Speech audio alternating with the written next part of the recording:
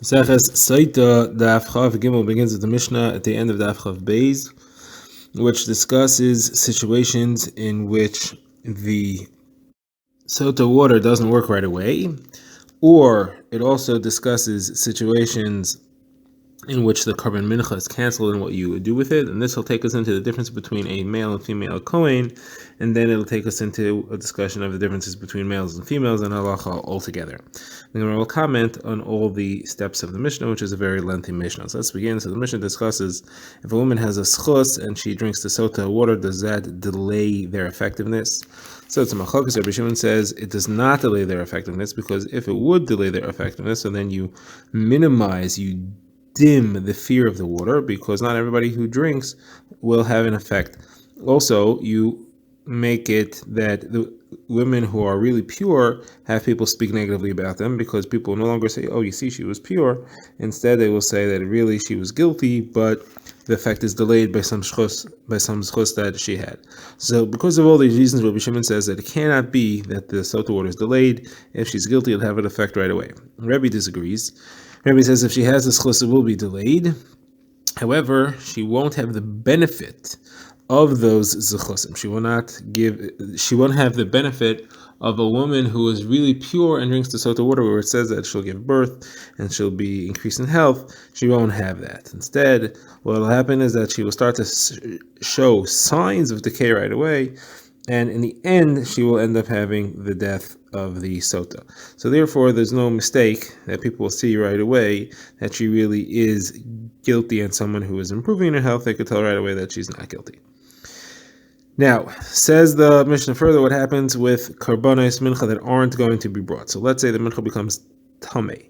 So if it was never put in a kli sharis, it's never in a skadi, it doesn't have kedushas haguf, it can be redeemed. So you redeem it and use the money to buy other karbanos. Now, if, however, you are mekadosh in a kli, so now you can't redeem it, so it has to be burned. Like all the karban minchos that are canceled, you burn them. Here's the list of karbanos mincha that are canceled. If she admits that she's tamei after the mincha is mekadosh in a kli, it has to be burnt. Witnesses come that she's tamei, or she refuses to drink, or if her husband says he doesn't want to make her drink, or if the husband is boel her on the way to the Sanhedrin. All these situations, you can't have the water. The water is not going to work, and therefore you don't bring the carbon mincha. Now, the next example is if she's married to a Kohen. If the husband is a Kohen, then the mincha is burnt. And this is for a different reason. This is because every carbon mincha that a Kohen brings is put fully in the fire. It's kol le'ishim. As opposed to karbonos of a Yisrael, which are not put fully in the fire, only a kmitza is taken off, and that's put in the fire.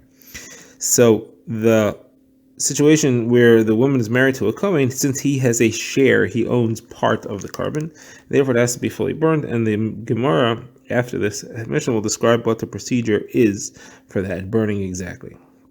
Now the Mishnah describes further, if she's a Bas Yisrael and she's married to a Kohen, her mincha is burnt. If she's a Bas Kohen, she's married to Yisrael, then her mincha is eaten. That is, you take off a kmitza and the rest is eaten normally. Now, the Mishnah speaks about generally what is the difference between a male and female Kohen, a Kohen and a Kohenes.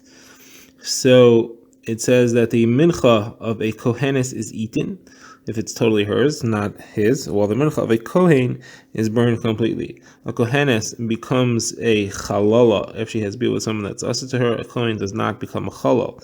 His children do, but he does not. Kohenes is allowed to be metame to mason, which doesn't have an issue to be metame.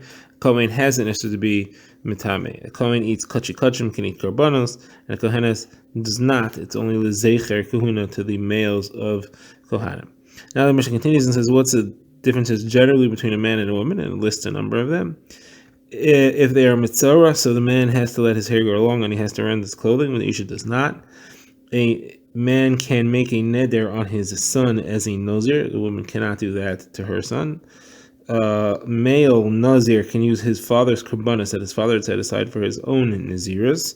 A woman cannot use her father's karbanos in that way. A man can be mekadesh his daughter. A woman cannot be mekadesh her daughter. A man can sell his daughter. A woman cannot sell her daughter. A man who gets skila is given the skila treatment unclothed, while the woman is clothed, at least more than the man is. A man after the skila is hung, and a woman after her skila is not hung.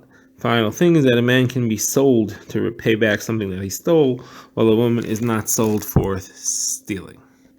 We now begin the Gemara, and the Gemara asks about a woman who's married to a Kohen. What happens with a carbon mincha? So the Gemara asks, why is it burned? So the Gemara says, of course, because the carbon mincha of a Kohen, carbon minchas ndava of a Kohen is burned completely. There is no kmitza; it's put fully on the fire.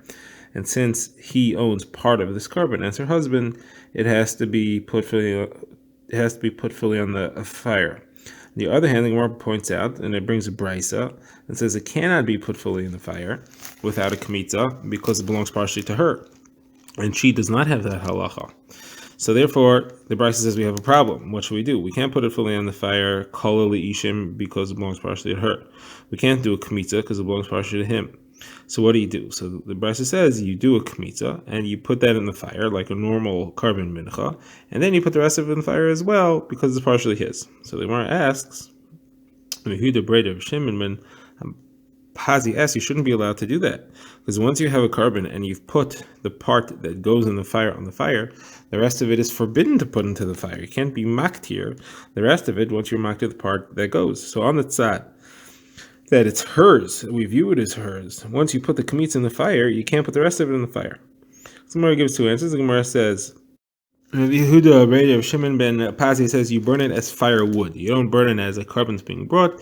You put it in the fire to serve as firewood. We have a brisa where Rav Elazar says that in a situation like that, although you can burn it as firewood, although you can burn it as a carbon, you could burn it as firewood. So Gemara says that's good according to Rav Elazar, who holds that way, but the Rabbanan argue. What are you going to do according to them? So Gemara says you hold like Rav Elazar ben Rav Shimon, because Rav Elazar ben Rav Shimon has a machlokas with the Chachamim in a situation of a carbon mincha brought by a kohen for a chet, carbon minchas choite. Now, the carbon that the kohen brings, the carbon mincha that the kohen brings, which has to be fully burnt, is only a minchas nedava. What's the halacha of a minchas choite? That's the machlokas between Rav Shimon ben Elazar and the Rabbanan. Shimon ben Elazar says you do a kaimitz, you burn the kaimitz, and the rest gets scattered on the Beis Hadeshin. The Rabbanan have a limud that's not what you do with it. They hold that's not how it works. Now, you can therefore do like Shimon ben Elazar and scatter the rest of it on the Beis Hadeshin. Even the Rabbanan only argue because they have a different halacha about the minchas chayte.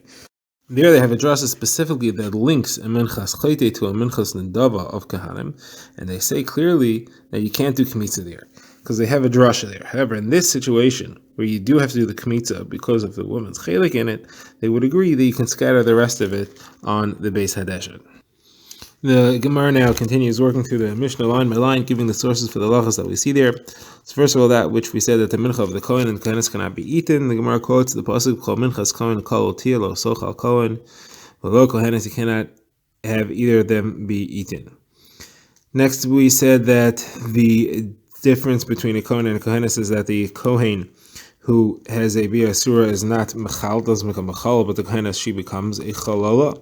So Gemara says, because it says lo yichal zaro ba'amav, he does not become chalal, only his zaro become chalal with this bia, and he himself does not. Next, we said that a kohenes is allowed to be in time of the mesim, while a male kohen is not. The source of that is because it says emerald kana b'nei Aharon, teaching the halachos of the Isser Tumah refers to the b'nei Aharon and not the benos Aharon, not the daughters of Aharon. Next, it says that a kohen can eat kachim and not a kohenes, because it says kol zachar b'nei Aharon yochlana, the males can eat it. Now, referring to the differences between men and women, Gemara quotes a brisa that we had originally discussed tzaras. So the brisa says when it introduces a part of tzaras, the Torah says ish. So that would seem to say that it only applies to a man and not to a woman.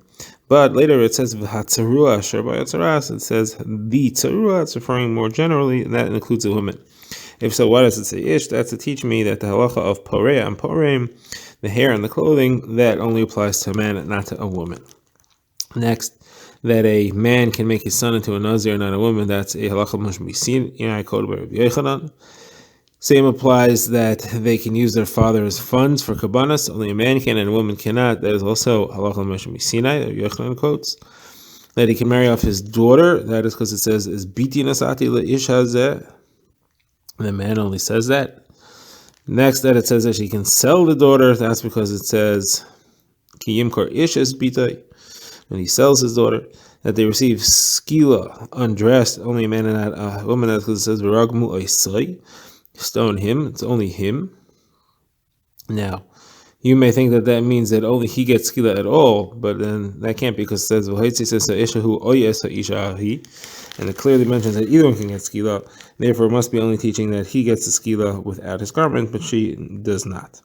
Now, about that, the body is later hung up, so it's only the man and not the woman. That's because it says V'talisa Isai eitz, Isai him and not her, and that he can be sold for his theft and she cannot, because it says Unimkar b'gneva sai, only his gneva, not b'gneva sa. This concludes the third parak of the Masechta, and we'll begin the fourth parak of the Masechta, the bottom of the daf, on the next daf's recording.